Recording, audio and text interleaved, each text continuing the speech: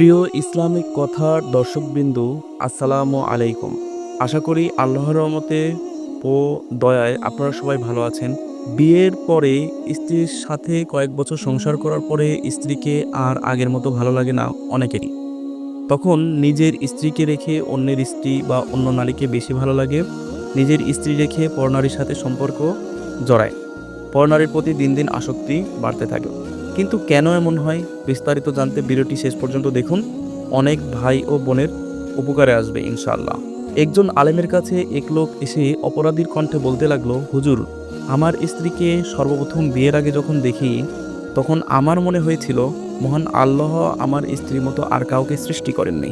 যখন আমি আমার স্ত্রীর কাছে বিয়ের প্রস্তাব পাঠালাম এবং সে কবুল করলো, বিয়ের সব আয়োজন শেষ হলো, তখন আমি দেখতে পেলাম আমার স্ত্রী এত সুন্দরী অনেক মহিলা এই পৃথিবীতে আছে। আর যখন স্ত্রীকে বিয়ে করে ঘরে তুললাম, দেখতে পেলাম অনেক মহিলা আমার স্ত্রীর চেয়ে অনেক বেশি সুন্দরী।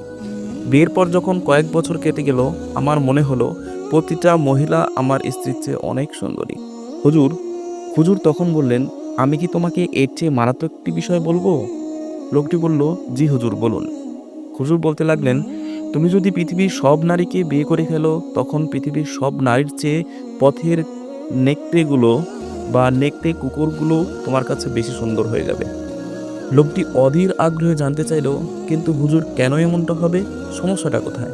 হুজুর ব্যাখ্যা করে বলতে লাগলেন, শোনো, সমস্যা তোমার স্ত্রীর মধ্যে নয়, সমস্যা হলো তোমার মধ্যে।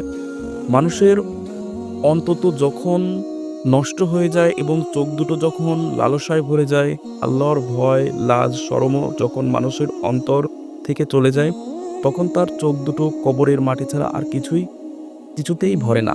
আর তোমার সমস্যা হচ্ছে তুমি হারাম এবং অপবিত্র বস্তুর দিকে দৃষ্টিপাত করা থেকে বিরত থাকো না। এই জন্য আল্লাহ রব্বুল আলামিন পবিত্র কোরআনে বলেছেন, হে নবী, আপনি ঈমানদার পুরুষদের বলুন তারা যেন তাদের দৃষ্টি সংযত রাখে এবং লজ্জাস্থানের হেফাজত করে। এতে তাদের জন্য উত্তম পবিত্রতা রয়েছে। নিশ্চয়ই তারা যা করে আল্লাহ এ ব্যাপারে অবগত।